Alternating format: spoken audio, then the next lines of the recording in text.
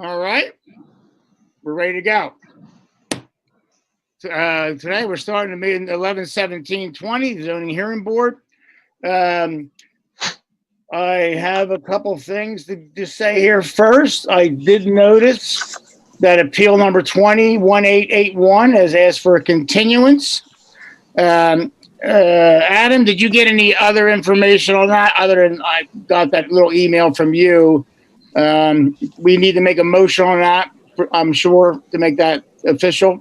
Yeah, we Ms. Kirk had pointed out a notice deficiency.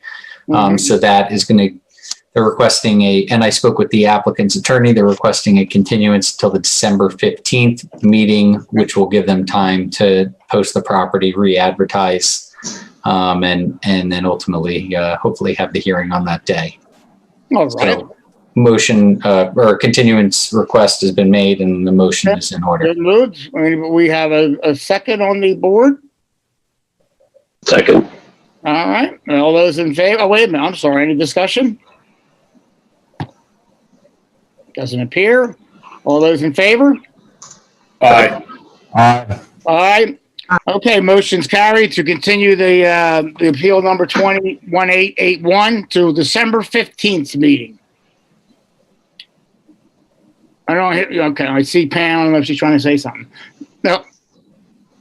I'm good. Okay, so let's move on to the meeting. The couple cases we have tonight, appeals we have tonight, are both continued from last meeting. The first one we're going to do is 21-878, and it's Natalie and Brian Holmes. If they can step up and be sworn in, we can start that. I think that's the process we need to do first.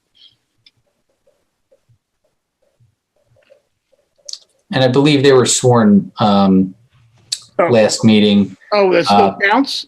This was a notice issue. We realized, I guess, during the hearing that they were in a floodplain, so it needed to be re-advertised for that additional variance, and that'll be marked as Exhibit B for the new publication notice. Okay, so that was done. So we have that. Do you have any extra or any additional exhibits, Adam, for this particular appeal?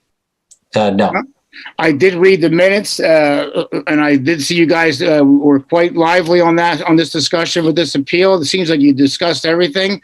I wonder, Barbara, are you involved with this variance needed for the disturbance into the floodplain? Just I'm participating just as a reminder that if the board were inclined to grant the variance, that the decision indicate that the variance is subject to potential insurance issues as set forth in that provision of the floodplain. And Mr. Flagler did highlight that at the last hearing. So that's the only reason to make sure they have that information so it doesn't affect the township readings. The people making the appeal understand that it's possible? Yes. Yes, okay. How about, Barb, do we have to notify everybody else within the No. No, we don't have to do that. So No. you guys understand that you could affect it one way or the other? All right. So you got that. That was one of my notes. Do we need anything else from these guys? We have any of the colleagues got something to say about this? I thought you guys were pretty clear on that. Do you guys want to say something, like reintroduce what you said, explain it again? I mean, what you're doing? Not unless there's additional questions. I think we were pretty clear last time, but if there's questions, we're happy to answer. I agree with that. Any of my colleagues got any additional questions for these guys? No, not unless there's public comment. I was just going to get to that. Do we have any, since it has been re-advertised and we are going into the floodplain by a foot, do we have any additional public comment because of that? We have no public comment. None. All right. So we have no public comment on that. All right. You answered my question about notice. You have the people making the appeals. They have the notice. It could increase their insurance. So at this point, I'm thinking that, I wanted to ask one more thing. I didn't say, I know the impervious surface was 20.4 and it was going up to 25. Were we reducing it back to 20.4 or 18? Are you asking me? No, I'm asking Adam. I'm sorry. That's okay. I'm sorry. Adam, because they started at 20.4. I know they're doing some mitigation efforts. Where are they going down to what they have now existing? My understanding was going back to the existing 20.4, unless I'm mistaken. The applicants can let me know. The applicants, do you understand that? You're going back to that, and your mitigation efforts will be submitted to us, or Jim rather, and he'll make sure that's correct. Can you pull in our contractor? I'm not sure if you invited him in from the waiting room. His name's Nathan Simcox. I want to make sure I understand. I'm listening. Okay, there he is. I just don't understand the question. The question is are you bringing your effective impervious surface back to 20.4 or 18%, which is really the maximum in that area? I know you're adding, it's a patio, right? Yeah, it's a patio. So as the contractor, what are you doing? I'm sure your mitigation efforts will be submitted, but what is your number going to be, your effective impervious surface going to be? The 25%. Well, that's not the effective. That's what you're increasing it to. Right. You need to reduce it. So what are you reducing it to?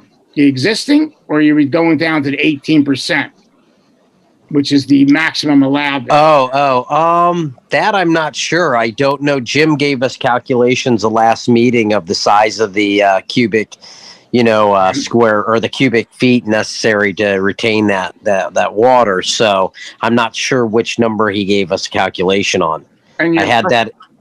Your customer understands that they would have to do that. And Jim, did you give him a number for 18% or go back to the existing? Jim? Mike? He's on mute. I believe our discussion at the last meeting was that they were going to mitigate the increase in impervious surface from what exists. So they're going to take it back to what it is currently from a stormwater management perspective. Okay. And Mr. Contractor, you understand that, and your customer understands that, and you'll need to submit that to our engineers for approval. Yes. Yeah. Is it possible that Jim gives me those numbers? He said, does he still have those? I want to make sure that it made sense. I want to put those on the plan. You can work with Jim afterwards. I'm sure that's okay. Jim, is that correct? Yes, I will forward him the information afterward. Okay. I appreciate it. All right. So everybody's aware of what they have to do to get it done. Is there any one of my colleagues want to say anything? I know you talked this out a lot. I just want to put one thing. The language that we need on the variance comes from 200-59B 1E 1 and 2, and I'll read that. Whenever a variance is granted, the zoning hearing board shall notify the applicant in writing that 1, the granting of the variance may result in increased premium rates for flood insurance, and 2, such variances may increase the risk to life and property. So the 1 and 2 should be on the decision. So those two things have to be entered in as the motion, part of the motion. Correct? Is that what you're saying? That has to be part of the motion? Correct, and would be in the written decision that would be mailed to Well, them. I don't know if anybody remembers all that. I understand it. Does anybody want to make a motion? I have one other motion question that came up from the last time. There was a statement about a need to put in there contingent on compliance with appropriate FEMA regulations. Does that still need to be in there, Adam? I think that is that's what needs to be in there according to the ordinance. May I interrupt? Sure.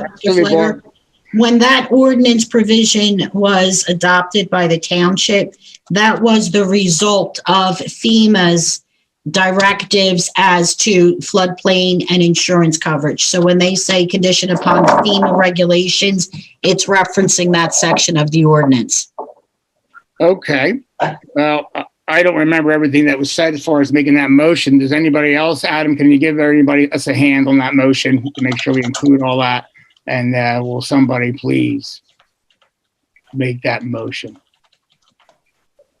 Or a motion? Make a motion to approve appeal number 20-1878. Given that the increase in impervious surface will be mitigated back to existing impermeable coverage utilizing subsurface drainage features and contingent on compliance with appropriate FEMA regulations. And there was another item you mentioned, Adam, about possible increase in rates. Does that have to be on that motion? Yeah, well, that's, I think, what Peter's referencing. FEMA regulations. Is those two things, which we can explicitly write on the decision itself. So that was proper. Okay. Do we have a second? I'll second. Any discussion? All those in favor, say aye. Aye. Aye. All those against? None. The ayes have it. The motion is Right. passed. There you Thank you go. all. Really appreciate it. Take Thank care. Have you. a great week. Happy Thank you very Thanksgiving. much. Be swimming. Yes, yes. Have a great one. Take care. Nice work on that one. Get this one out of my way or else it's going to bother the shit out of me. Oh, sorry. Don't curse. There's no 5-minute delay, Mr. Chairman. I was watching the news the other day and somebody did it. All right, next appeal.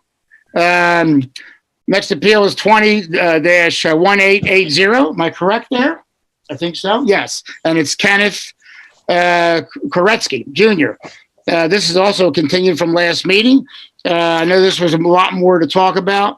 Are you still sworn in? We basically figure he's Everyone sworn in.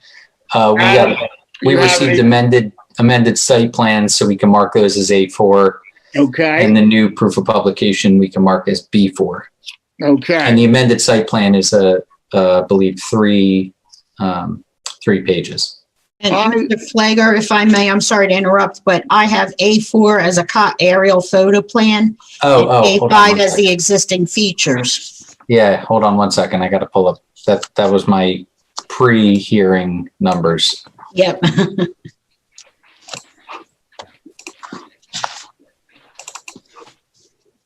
Yes, I believe this one, we all got an electronic version of those changes in those plans, right, Adam? Yeah. So that one, I did review it. correct. So this would be A6. A6. I know you guys talked a lot about this. I read through it. Adam, did you enter those exhibits in? Yeah, last time. So A6 will be the amended site plan, and then B4 would be it's still the same. Now, I did notice the amended drawing showed an elimination of some of the driveway going into that 5-car garage.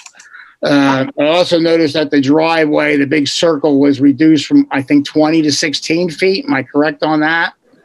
I believe I am. Tony, I'm sorry to interrupt. Can we ask Jim or someone to put the amended plans up on the screen? Sure. Where's our facilitator? Can he put them up? I think Jim can handle that. No. All right. It'll just take a few seconds. Okay.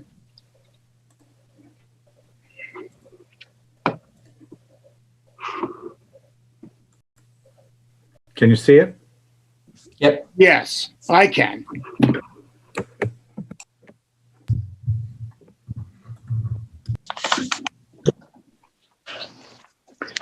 To answer the board's the initial question, the majority of the circle is actually 12-foot cartway, with only 16-foot being the area that's directly in front of the house. Oh, yeah, I do see that. Yes. We actually reduced everything down from 16 or 20 feet in width down to 12. Well, originally it was 12 on the entrance part anyway, wasn't it? I believe. No, I thought it was bigger. Going to the garage. Yes, I I'm believe sorry. It was 18 feet. Yes, you did make some reductions there, Yes, sir. and you eliminated the drive to the garage. So I guess the cars will come out and go through that portico to get out. I also noticed that you moved the fence back. This fence, and you reduced the height to 5 feet. That was something that we need to probably discuss. What else was changed on this plan? I saw a lot of slope issues here. And Barb, do you have issues with these slopes? I mean, to the extent that the applicant can construct with the minimal amount of disturbance would be preferred. However, I think also the bigger issue was the amount of impervious surface coverage that was being originally requested. I've only been directed to participate, not necessarily oppose the application, to make sure that we have the minimal relief necessary. I understand what the applicant has said about the steep slopes being the result of construction and other work on the property. Again, though, the township's position is that those steep slopes disturbance should be minimal as opposed to zero in some areas. Adam, and that amended plan for those slopes, as Barbara pointed out, does that accomplish that? No. On those slope changes, I was looking at that.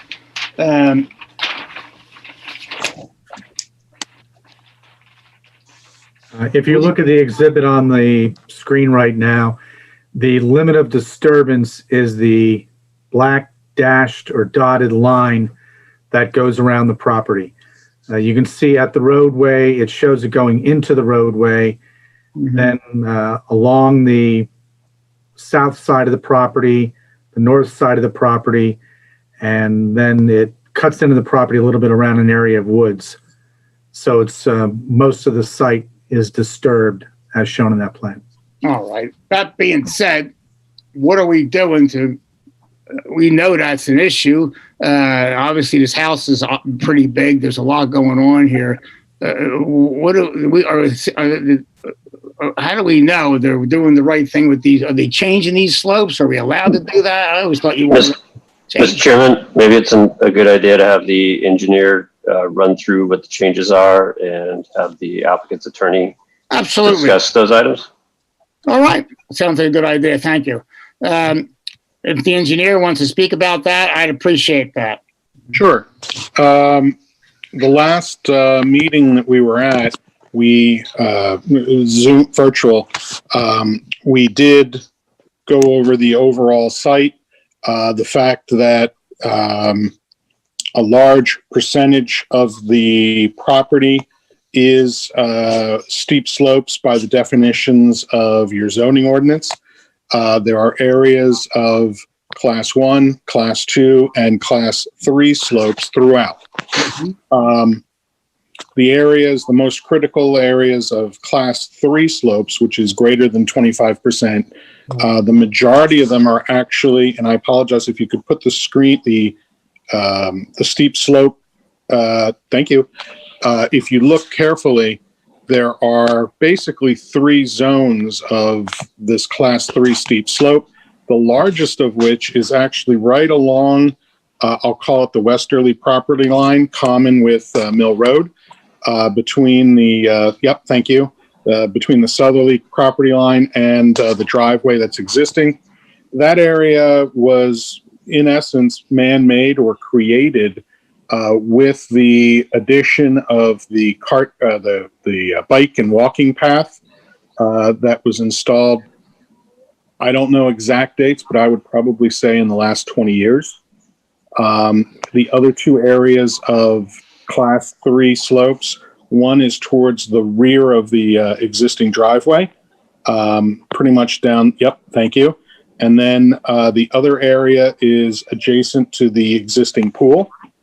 Both of those locations, realistically, just looking at the site, when they dug for the pool, they didn't truck the material off. They just piled it up adjacent to it, which is why we have those steep slopes over there. And the driveway area, when they cut the driveway in, you can see how the driveway is a nice even slope all the way back, but on either side you have steeper slopes. We're not refuting, trying to say that man-made steep slopes aren't steep slopes. They are naturally steep slopes. However, there's mitigating circumstances that some of these steeper slopes have been created over time. To that end, we've also, we heard, as we discussed slightly earlier, we heard that the driveway, that the existing, or I'm sorry, the proposed impervious surface was in excess, and we had at the time approximately 9,300 square foot of driveway, and we heard what the zoning board said, and we've reduced it. I apologize, from the 9,300, 9,400 to 6,900 square foot of proposed driveway. So we've taken it down by almost a third. And the final variance had to do with the fence that was along Mill Road. And that fence, instead of being directly adjacent to the property line, we offset it approximately 10 feet back. And we changed it from a 6-foot fence to a 5-foot fence in order to try and come a little bit more into compliance with what feedback we got from the zoning hearing board at the last meeting. I have a couple questions. Earlier, the first thing would be the part where you said they put a pool in, I guess, and they didn't remove the spoils and they created another slope or modified a slope. Was there a permit issue for that project? Given the fact that the house itself has been vacant for several years, I'll be honest, I don't know about the pool permit. If there was one ever issued, that was before my client's time, and I'll be honest, my recollections. Jim, can you comment on that?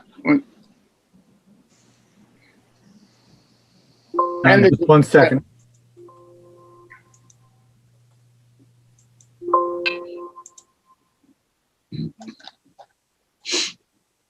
Yeah, we have no record of a permit for that pool. So that slope was changed, and the engineer, you're saying 20 years ago approximately, and I assume that's when it happened, the driveway as well. My concern is when those slopes are changed, and I'm not an expert in that area, but a lot of people are, is that something that being it's been that way for that long, is that something that ends up working out where it's okay now because it's been that way for so long? I don't know if that's the right thing to say. Maybe I'll defer to either Jim or Matt. Can you comment on that, Matt? Is that change? Our zoning doesn't make a differentiation between a man-made slope or a naturally occurring slope. So from our perspective, we're reviewing a variance based upon what's there. I can give you my opinion that it is a man-made slope, and there is likely logic that it could be adjusted based upon what the applicant's providing. I think it's always been my view of this application that the site's just trying to put too much in. So for us to look at evaluating a variance of what the slopes are, it's very difficult. Understood. Somewhere in that comment, I think you were probably saying, is the applicant interested in how should we ask them to change those slopes, and what would we ask them to do? And that's one question. What are the other mitigation efforts to reduce the impervious surface on top of the slope issue? I guess I had a question to the engineer on that. Yeah, well, if I may, Sure. board, sorry. Good evening, Bryce McGuigan again on behalf of Mr. Koretsky.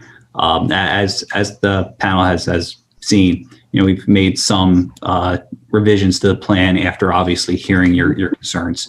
And, I feel, or I think that with respect to the slope issue, no matter what we're planning on this site in terms of the residents, the fact that these slopes are pretty much everywhere, it just makes it very difficult to plan on the site and to actually construct. Now, what we tried to do in terms of placement of the home, we tried to place it in the area that is least impacted by the slopes in terms of, if you are able to zoom out a little bit, this back corner of the property is the one where the slopes are not as severe. So we tried to center our construction in that area. However, if you look at the current layout of the house is kind of faced sideways to the street.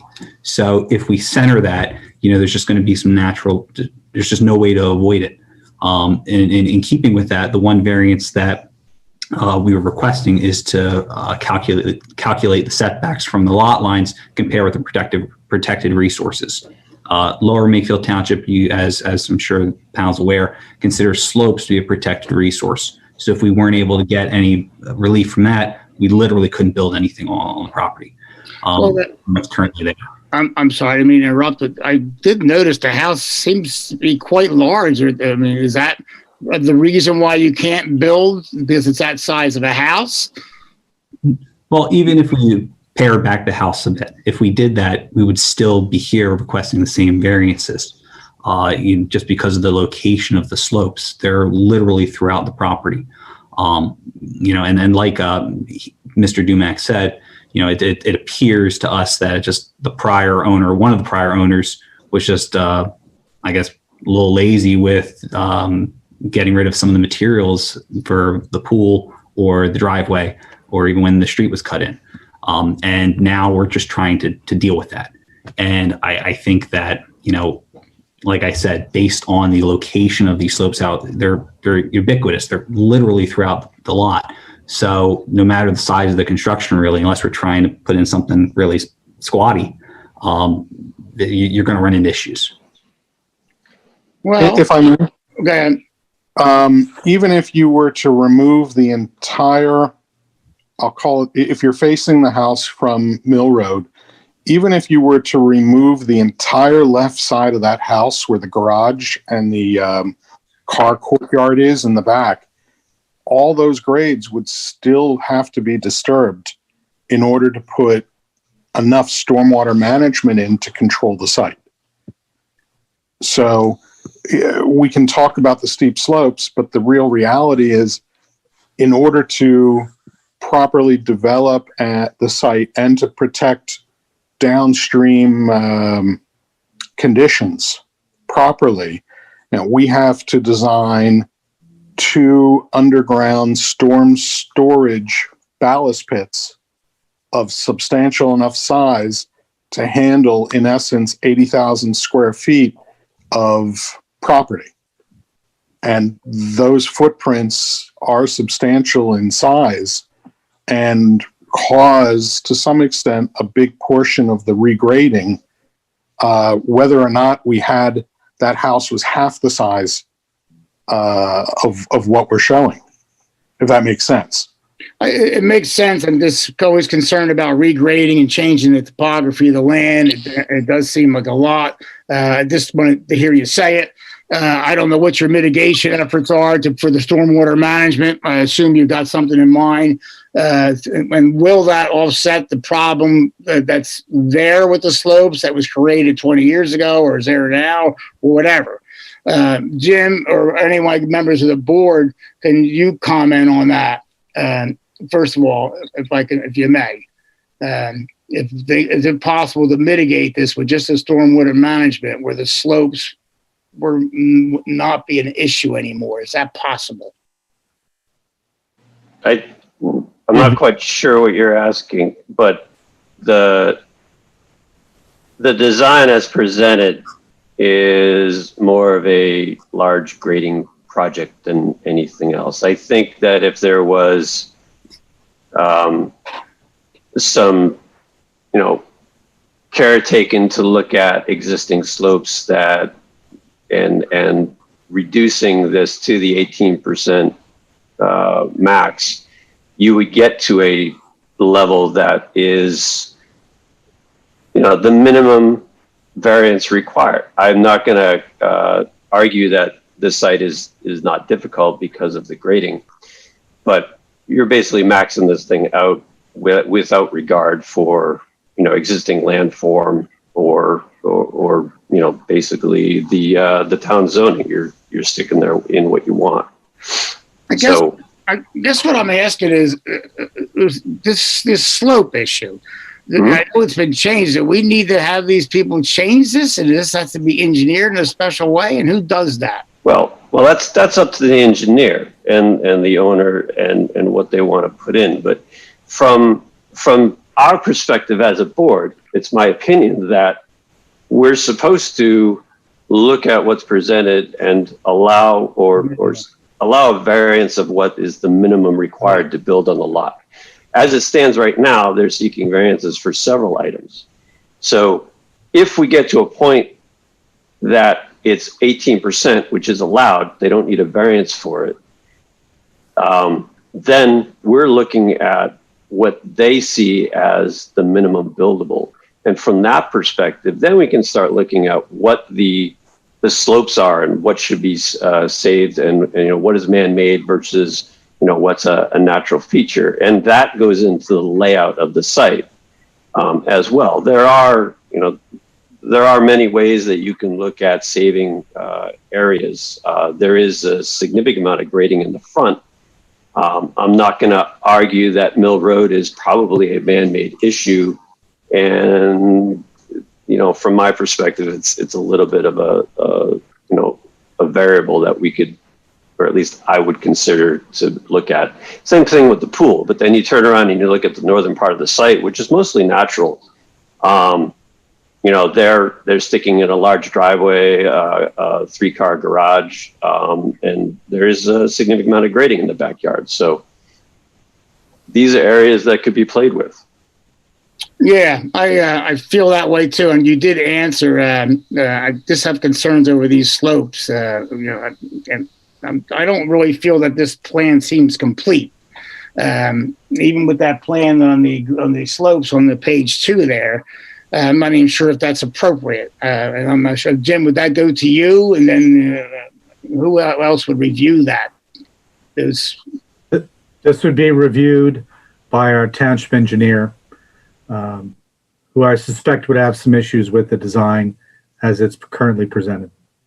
Yes. I do have a couple of comments here, Tony. Thank you, Pete. The impervious issue is separate from the slopes issue. Of course. And so it's not a stormwater management, it's the steep slope classification and percentage not allowed to be built on that. And there's a pretty, there has to be some disturbance of slopes here to do the work. And I'm of the opinion, particularly around what's Mill Road is there, that it probably should be regraded down flatter to eliminate the slope as a safety issue. Otherwise, you're going to have this driveway cut right through it, and you're going to be shortening your sight lines. I do agree with Matt's point, though, that you could be more judicious where you are in the rest of the site and try to reduce to the 18%, so you don't need the impervious variance anymore. So you wouldn't need that, but you still have the situation with the slope. There always will be the slope, so it's a non-buildable lot, pretty effective.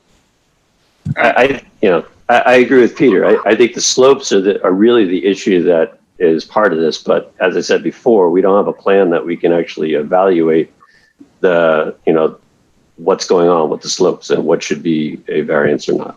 Mr. Engineer, you heard that with your slope plan. Is there something you have submitted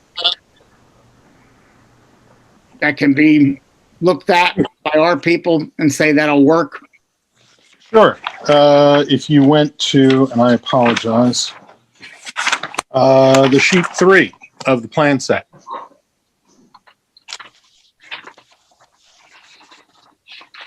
Yep. If you look at sheet 3, it shows not only the existing contours or topography, but it shows proposed as well. We're not realigning major watersheds. We are simply utilizing, basically to the best of our ability, the existing site to direct the stormwater from the additional impervious into underground seepage beds. The water still goes as proposed in the same directions that it goes now. The whole, I'll call it north side with that slope down, the slopes are still there. It is still directing water into that drainage feature and ultimately a culvert that crosses Mill Road. So from my perspective, I believe that we have mitigated the slopes successfully based on the need to control our stormwater management. May I ask a question? Absolutely. Yeah. Mr. Dumack, if the existing stone house that exists at the property were rehabilitated and then additions better than what's there were added, wouldn't that reduce the amount of disturbance of steep slopes on the property? Not necessarily. Why not? Well, because we'd be putting in additional building expansion. The driveway itself would have to be widened. I believe the driveway as is only about 8 feet wide. Additions would also probably eliminate the existing pool, which at this point we don't know if it was ever permitted or not. Additions would go into the steep slope areas along the side of the house, putting in a separate, if you don't do additions, you'd be talking a separate garage building, which would probably impact the northern steep slopes along that drainage feature. And then you still have to regrade a portion of the site to allow for stormwater management controls to be installed. And Heath, I'm sorry, I just want to add in, if I may, potentially rehabilitating the house is the present house. Is that something, I guess the stone structure of the house, is that something that is, would you say is feasible? It would be, I don't want to necessarily call it a labor of love to have to rehab that.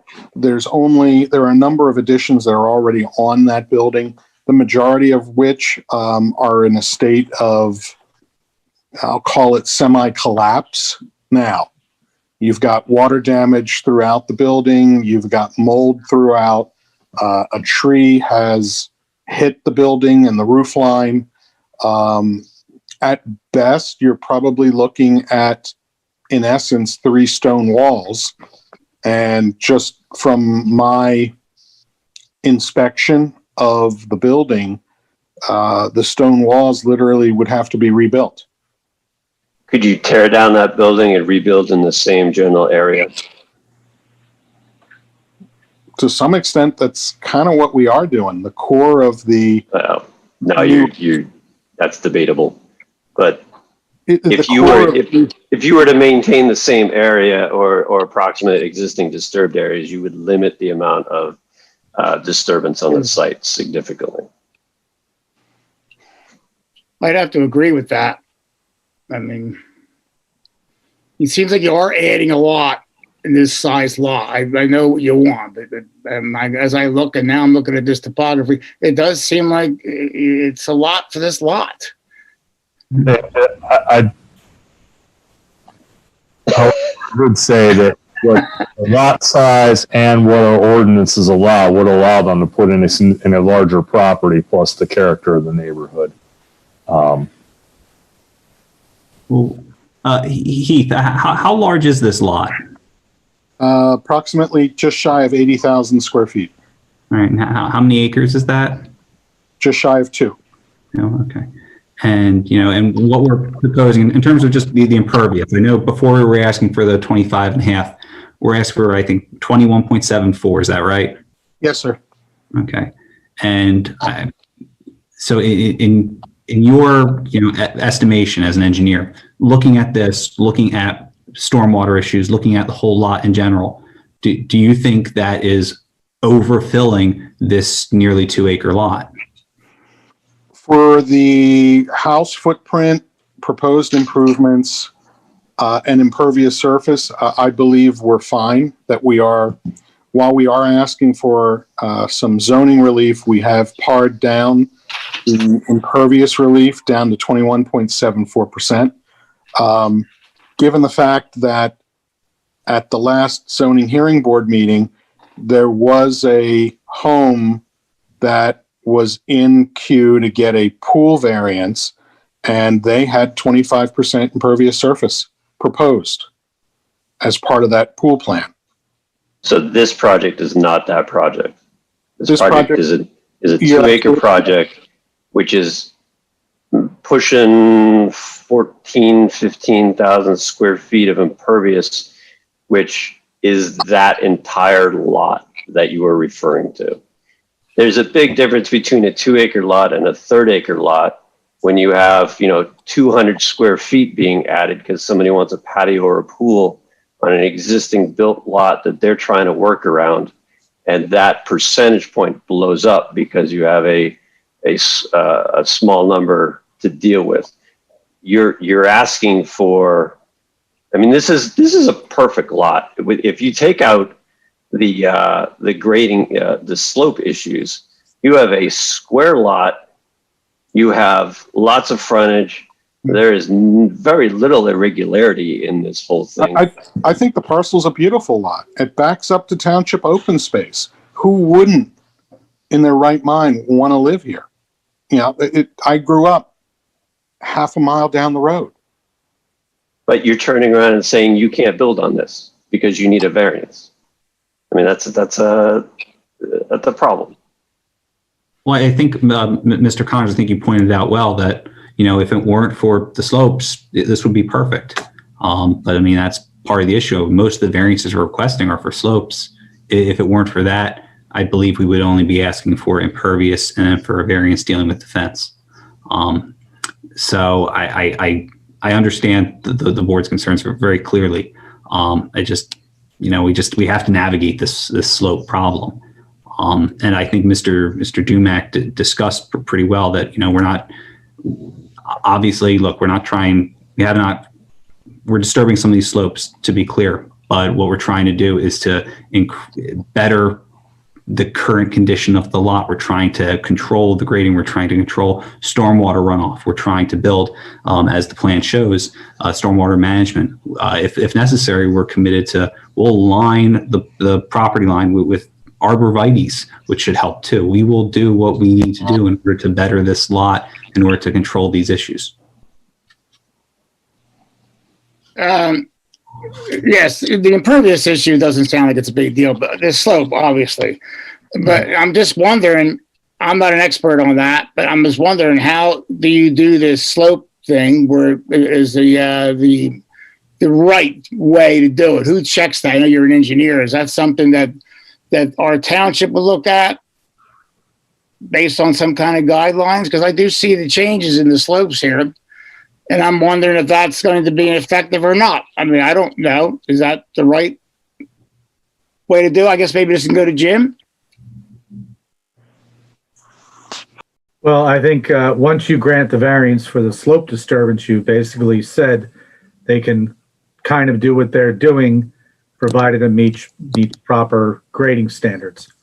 So, that's my answer. Is that possible for this? Yeah, completely regrading the entire lot is always possible. Well, we would be more than happy to condition any potential approval on the approval of township engineer of a plan for the lot and for the grading. We would be more than willing to do that. Anybody else got anything to say? Pete, can you want to add? Mike, Pam? Well, Unmute. I wish we requested our township engineer to be present at this meeting, to give us a little more input, unless that's the township participation. I don't know. The other issue I have, which we haven't discussed, is the fence. Yeah, we haven't got that. Yeah. Right. Yeah. I just didn't want us to forget about that. We won't. No, But it sounds like the impervious that they have done. I mean, they've cut out a lot of impervious surface from the last. They did. And which is a significant effort. And I think that they can bring the effective rate certainly back down to 18. I don't see an issue with that. My issue is these changing and the changes of the slopes from 20 years ago, or what they have to do, and how that will affect the actual area around that and the people next door. And that's my only concern, is how it will affect the area, the surrounding area. And, you know, I hear Mr. Dumack, and I don't know if we can request our township engineer to be present.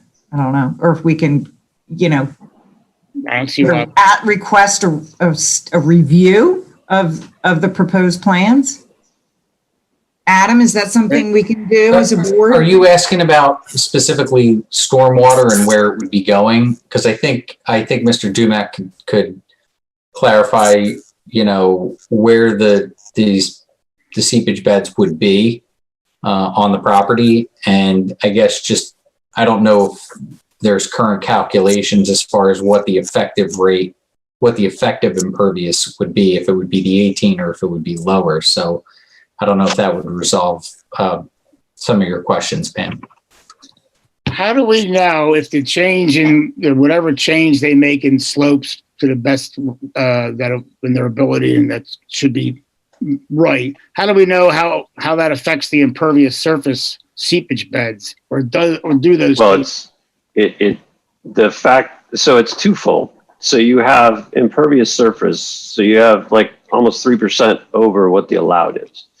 So that additional impervious surface increases the size of the detention system that's being put on site, but it also increases the footprint of what's being put on site, as well as the grading to being put on site. So it is very related.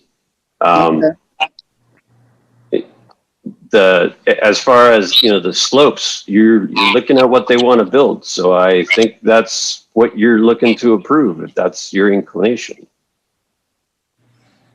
As was stated earlier, the water all flows towards Mill Road. The stormwater management system has to be on that side of the property. Go uphill. They're still having the water go the same direction. Well, I think it could be I think it could be adjusted, but to get it a little bit better. But yeah, I mean, it does need to be on the downhill side of the slope, and that does impact, you know, where it's being graded and what the slopes are and how that plays. Attention was the infiltration systems resized in the plants that we have in front of us to reduced infiltration.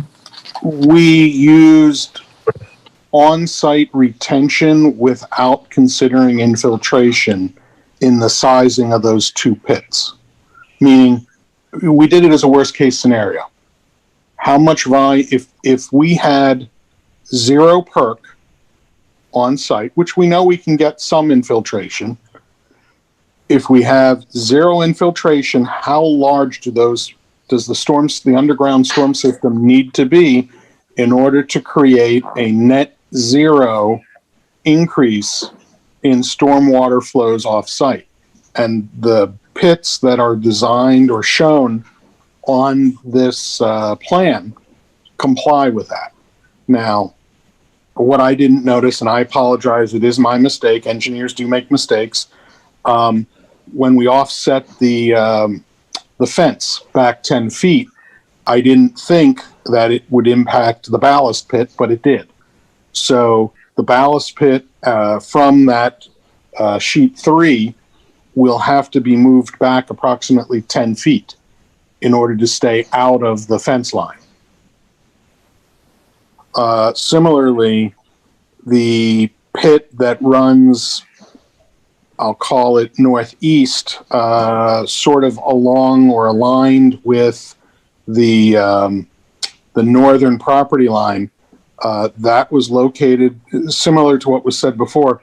The water flows in that direction anyway to get to the drainage feature. It's the natural location to put that ballast pit in. So I wouldn't want to put those pits, quite honestly, on the far east side where it's the levelest portion of the site. It's also the highest portion of the site. So there is a certain logic that water flows downhill, and we have to, whatever's done, we're still going to be putting underground or surface basins on the downslope side of the property, parallel to Mill Road and parallel to some extent to the drainage feature along the north. May I ask a question? Certainly, Barb. So, Mr. Dumac, if you've designed the underground ballast pits, assuming zero infiltration, how do you know that the pits will be effective to reduce the stormwater runoff? Well, when we size the pits to begin with, we normally start with a worst case scenario. So we take into account all the existing, in this instance, proposed impervious surface. We then figure out what the worst case volume would be without taking into account outflows from the basin. Outflows would either be an outfall structure with a timed release mechanism designed into it, like a weir plate, or in this instance, infiltration down into the aquifer and the seasonal high water table. There's still a number of steps that we have to do that design, but a good rule of thumb, for lack of a better description, is you take the impervious surface, you figure a worst case volume to it, and you apply that to your proposed ballast pits to justify the sizing. I understand. I understand. I guess, have you done any soil testing or infiltration testing to see the rate of infiltration? No, So, we have not. Assume that the soil in the property is clay. I guess I'm having a mental block as to if there's no infiltration of surface water into the underground ballast pit due to the type of soil, how effective are these proposed ballast pits going to be to work as stormwater management? Well, right now we have them configured as a series of ballast pits with piping and stone and void volume and all that fun stuff. Depending on what the soils testing shows, and that'll be, normally it's done after this phase of the project. We also call your township engineer to come out and witness the tests to make sure that we're at the right elevation, right locations, and depending on whether they want to stick around, they can watch the infiltration testing all day and verify, as we do, what the rates are. If infiltration is not a reasonable direction, then we would either go to something similar to a rain garden and or a surface basin with an outfall structure. However, I can tell you that this site would require what's called an NPDES. Mm-hmm. Since we are in excess of 1 acre of disturbance, and as per the DEP best management practices, we would be required to, at a minimum, maintain the 2-year storm event on our own site and not allow it to go down into the watershed below. So I guess my concern is if you do this phase first and then subsequently conduct your infiltration tests and based on those tests determine that the two proposed seepage pits are not sufficient to manage the stormwater runoff, isn't your client running the risk that you're going to have to redesign the pits or some other stormwater facility, which may then be affected by the location of the proposed fence or driveway? There's always in anything of this nature of work, there's always a chance that we will have to do a reconfiguration, which might require us to come back to you guys again.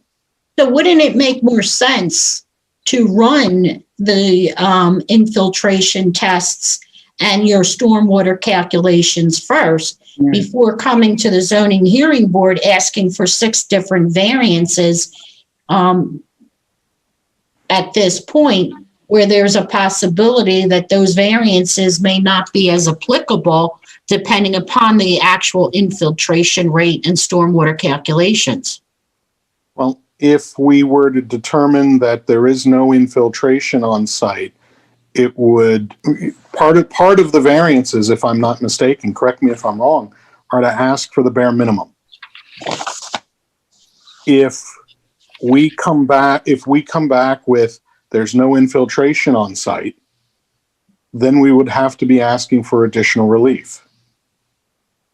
I guess my concern is the fact that there's a construction of a house is not going to be determined land development per se under the ordinance. That's correct. So to stop your client from directing you to proceed towards the construction of the house, even if he knows the stormwater management facilities as proposed will not be effective? Well, for one thing, and I hate to say this, I've been doing this for 32 years. The business has been around for 56. I wouldn't put my reputation out on the line for a single family home. Not like that. Yeah, but I understand that. And we feel your experience is fine, but things happen. Mistakes happen. You said it earlier. I have a lot of the same concerns Barb's mentioning about. You're kind of like the car before the horse here. Even if this infiltration issue turns out to be clay, you don't get it in, will that change the direction or the elevations or the topography of these slopes? And then you have to come back in again for that? Is that a possibility? Well, what I would, under normal circumstances, if we had an issue with infiltration, the first thing I would be doing is calling up your municipal engineer, Mr. Pokel, and talking to him about what he would want to see and how we would want to proceed based on stormwater. I think we want this information before we grant the variance. That's what I think. Well, if I may, I mentioned before the potential for a conditional approval. If the board would prefer to have the information up front, then again, like I said, we listened to the board's concerns last hearing. We're listening to them again tonight. And, we would be willing to, again, I don't want to waste anyone's time, but we would be willing to unfortunately continue the matter one more time so that we could either again, do the soil tests to see exactly whether this proposed solution is feasible. And if it is, great. If not, then we'll submit a redesigned plan. And what we could also do during that time is to have some conversations with the township engineer regarding some of these slope issues, which might be able to give the board a little bit more information for when it reviews this project, hopefully at the next meeting. I prefer that. Like me, I can't speak for the board, but I really think that's what should be done. And myself. Yeah, I think that sounds like a better plan. I think there's just too many questions, but we can talk about the fence before the evening's over as well. All right, the fence. Yes, the front yard fence. I'm still not understanding that fence issue, this giant brick columns and this wrought iron and 5 feet high. And what's the need for this fence again? Well, again, if I may, duty. Well, aesthetics play into the part of it. However, if you look at the site again, because we have to have the house a little bit further back on the property due to the nature of the property, there's not really that much of a backyard for, my client has children, so he wants a place for them to play, that sort of thing. So they're going to be using the front yard more than in a typical home. So that's why we want the fence, partially because of that. Again, they're planning on getting a German Shepherd puppy. They want a little bit higher too, so the dog can't jump over the fence. So that's why it's the 5 feet. We were originally thinking 6, but obviously we hear you, so we move it down. The column part, there's not really going to be columns. What it is it's just they're bricks, 18 by 18 square. It's very similar to if you're to other fences in Lower Makefield Township. The one that immediately comes to mind is the Regency at Yardley. Part of the fencing has that in front. It's going to mirror the stonework in the actual home itself. So it's the stone parts for aesthetics. I mean, if you have a long wrought iron fence, that just doesn't look great. So we're trying to make the area look good. We know there's some fences, they're rear yard fences, I'm aware, across the street, but they're vinyl fencing. They're wooden stockade fencing. We don't want that. So we're going to do something that's, again, not going to provide any obstructions. There's going to be landscaping in front of the fence and behind the fence too. Like I said, we're lowering it. We're going to bring it back 10 feet too. So that brings it back off the bike path, off the road, and it provides additional room for that landscaping too. The goal is we don't want this property to look like an eyesore. I mean, it currently is. And we just want to make it look a little better. So that's why, and again, we would condition any fence approval on it being something that's not a stockade fence, not something that's vinyl or, anything of that nature. And why can't it be 3 feet that is allowed? I believe 3 feet is allowed in the front yard. Is allowed. Is that correct, Matt? 3 feet is allowed. Yep. What's wrong with that height? For the front yard fencing, for 3 feet, like I said, it's a dual thing. First, obviously, he has along the entire length of the property for security reasons, but also practically speaking, like I said, he has kids. They're going to have I mentioned a German Shepherd. A 3 foot fence isn't going to do anything for the dog. So that's why we're trying to, we originally said 6, and obviously that's a little much. So we're trying to pare it down. We're also moving it off the perimeter by a length. And, we were trying to find something that would kind of bridge these concerns a little bit. The fences across the way, right across the street, they're the rear yard fences. I understand that, but they're right against the property line. They're very close to the roadway. Ours set back quite a bit. You have the distance from the road to the bike path, and the bike path to the property line, and the property line to the fence. So it will be set back further. So like I said, we're just trying to bridge these concerns. You're comparing this to another property that fence is in the rear yard. Did I hear you just say that? Correct. Yeah, and I understand the zoning situation is different. The way I'm mentioning it just practically. You're driving down Mill Road. There's a whole length of stockade fencing, and then on the other side, on my client's side, what we're proposing is set off the property line by a good deal is going to be a different type of fence and something that's going to look better and make Mill Road look better too. That's our hope. Well, if you wanted a bigger backyard, you could move that whole system up a bit and give yourself a bigger backyard and actually reduce the impervious by the front. Well, the other part is, again, as Mr. Dumack explained in the third slide here, is with the grading of the property, again, the flattest part and the highest parts in the back. So we're trying to keep it concentrated there. That's just the nature of the way the lot is laid out. So that's. We're trying to make do with what we have there, and I understand. I understand that with the front yard fence is a bit of an issue. If possible, we could pull it back a bit more. I mean, I know if we did this 30 feet from the property line, then we wouldn't need a variance. So obviously, we're trying to pick up some of the square footage to make it useful. So we could pull it back a little more if that would assuage some of the board's concerns. What happens to the height when it goes back? At what point does the fence allowed to be increased in height as it goes further back from the front yard, in the front yard? when it gets out of the front yard. Yeah, 30 feet, I believe, is the front yard setback. So it would be, I believe, 30 feet. I'm not sure, Mr. Majewski. Is that accurate? The plan shows 35 feet. I thought it was more than that. No. Double check. I'll defer to Mr. Majewski, obviously. So the fence would have to be 35 feet back, is what you're saying, Jim, before it can be more than 3 feet high? Am I getting that right? That's not where they show it now. No. So I think in the board's experience, we've only allowed variances on corner lots and double frontage lots. Because there's an oddity to, having some privacy for your backyard with having multiple front yards to deal with. So,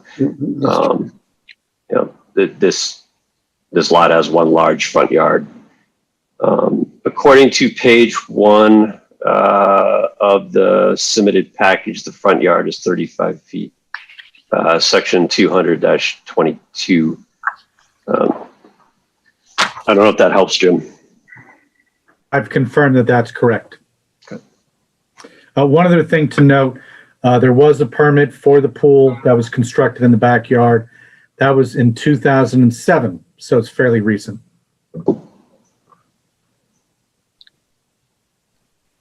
Anybody else have something to say about that fence? Mike? I am disinclined to vote in favor of a front yard fence. I agree with Pam. Yeah. I'm going to go along with that. I know the board has, like I said, in the odd situations with corner properties, it's just something we don't do. And then I know you mentioned the dog and security, but I don't know how much security is a problem. I don't have any fence in my front of my house, and I got a dog. And we usually don't consider those things. I don't mean to be heartless, but those things aren't really. I can only think of one property with a front yard fence, and it's not, to my memory, it's not gated closed. But it's an 8-acre property. And that's the only one in Lower Makefield that I can think of that has a fence in the front. And that's over by my neighborhood, over on Roloff's Road, I think that is. The old Troy Vincent home. Yep, the old Troy Vincent home. Yeah, that's exactly the Tomleys back in the day. Yes. Right. Yeah, that's the only one that I can think of. And to be quite honest, it's falling apart. But I just don't think it.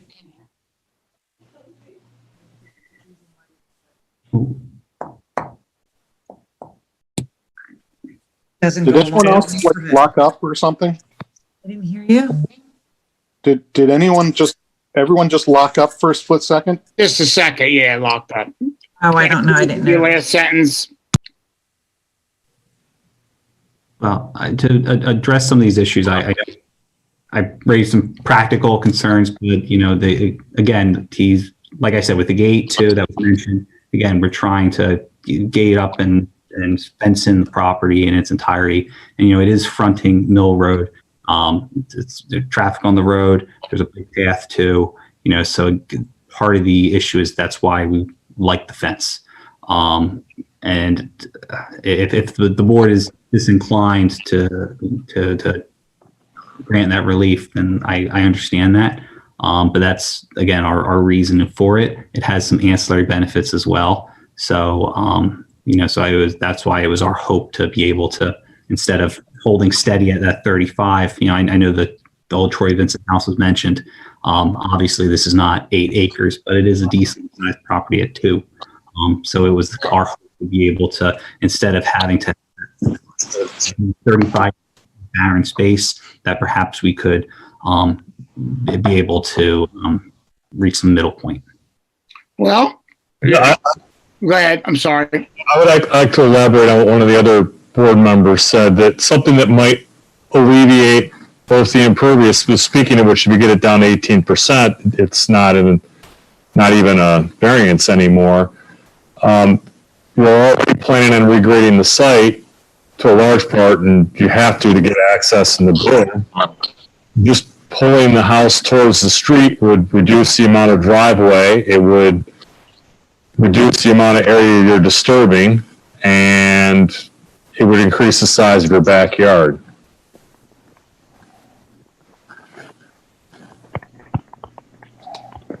You've got a point. Perhaps I can let Heath address that point. We've owned, my clients own the site for some time. We've gone through numerous plans in order to try and find the best location for the actual home itself. And, perhaps Heath could advise as to kind of why it is exactly where it is.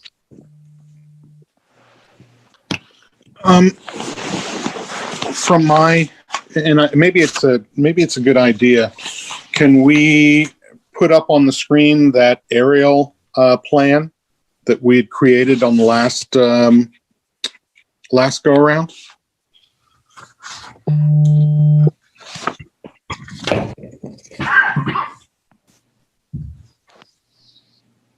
Heath, you mean page 3? No, it was a separate exhibit that we created. I know which what was the aerial photo of the neighborhood. Yeah. Oh, A5. It'll just take me a few minutes. I'm sorry, no, A4.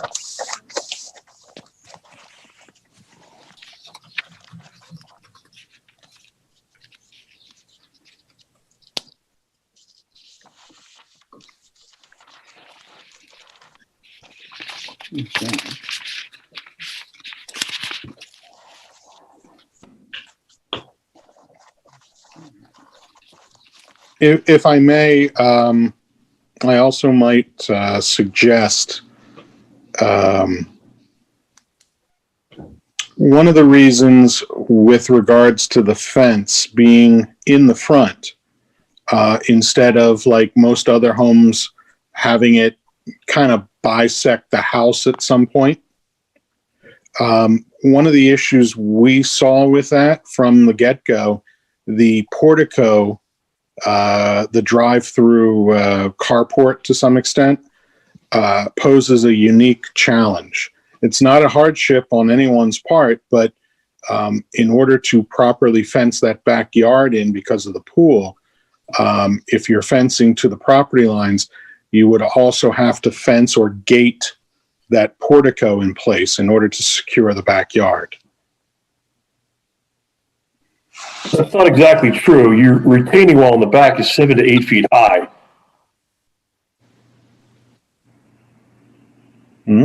Does the zoning ordinance in Lower Makefield allow for a retaining wall instead of a fence around a pool?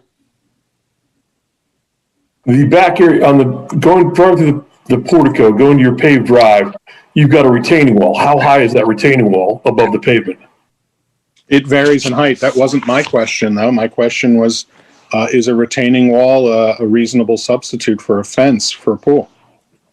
And I'll be honest, I don't think I've ever seen a retaining wall used in that manner. It doesn't comply with state code. Yeah, it requires a fence. You can put a fence on top of the retaining wall. You could, but It then you'd still requires have a barrier. It requires a barrier so that people can't get into the pools. So a retaining wall, if the pool was below that, would be acceptable. However, you need a safety fence above the retaining wall. Wow. Correct. I knew that.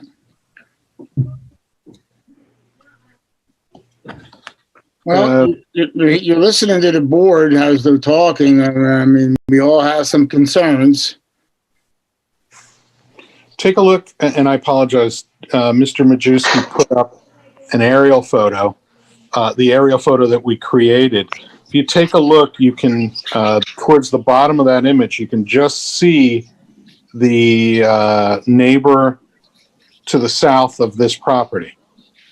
And what you'll see roughly is the house is set back in a similar layout away from the mill road. And you don't see the whole driveway, but it is a loop driveway with two entrances cut on the Mill Road. So what we're proposing really isn't much different than what's next to us. Is that a fence in front of that property? Fence aside, it's the location of the house is set back from the street. It's not right up on the 35-foot front yard setback.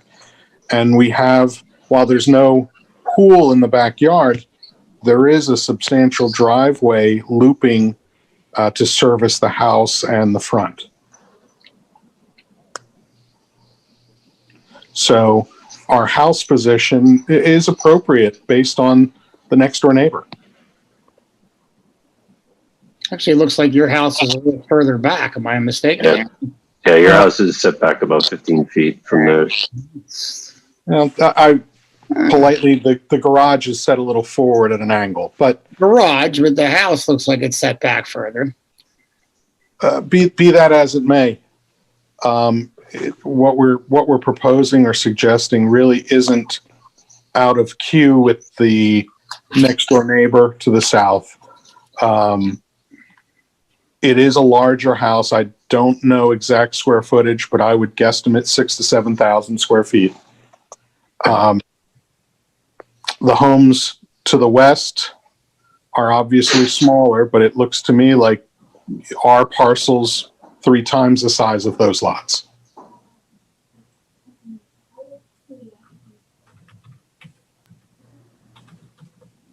Anybody want to add something? Do we have any public comment on this? We have no public comment. No, none.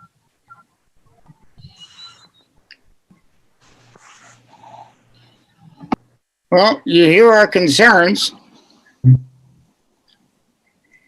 Yeah, we like I mentioned, we hear your concerns, and I think that due to the quantity and the quality of some of the questions that the board has, I think it would be a good idea if the board would entertain a continuance for us to be able to do that soil testing, for us to be able to confirm that our stormwater management plans are feasible in their current design, and also to be able to communicate with the township engineer regarding some of the grading issues on the property. As far as the fence goes, we also hear your concerns, and we'll go back to the drawing board and see if there's something we can do about that as well.